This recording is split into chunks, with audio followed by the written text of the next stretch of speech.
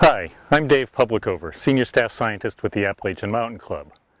We're here on AMC's 37,000-acre Katahdin Ironworks property, part of AMC's Maine Woods Initiative. Sustainable forestry is an important component of the initiative, and today we're going to be looking at some of the forestry operations that the AMC has been conducting on this property. We're managing for a forest that is older and more mature than a typical commercial forest. We want to have a forest that has multiple ages of trees, including large old trees and including large old dead trees, which are very important for wildlife habitat. Well, we do leave about half of our property to be managed in a natural condition. The other half is available for timber harvest, and we think that's perfectly compatible with the conservation objectives of AMC. What we leave is equally as important and probably more important than what we take out. We're in a young stand of spruce and fir that we harvested earlier this summer. The intent was to come in and thin out the stand and promote faster growth on the remaining trees.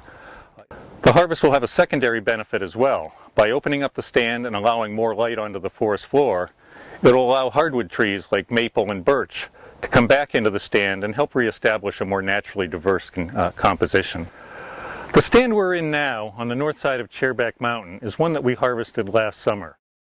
It's a hardwood stand, pretty low quality, a lot of beech that are dying from beech bark disease, and not too many trees that are worth leaving with the potential to increase in value in the future.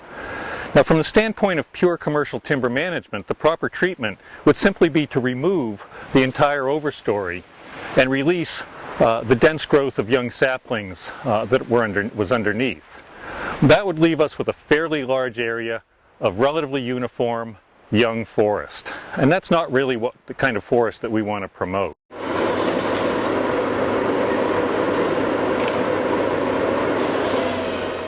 So we take a different approach.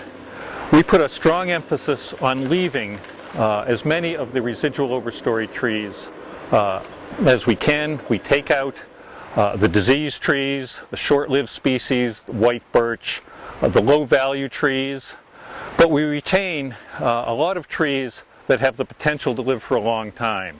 And in this stand, that's primarily yellow birch, and most of the residual overstory trees you see are yellow birch. Those are going to be the potential big old trees of the future.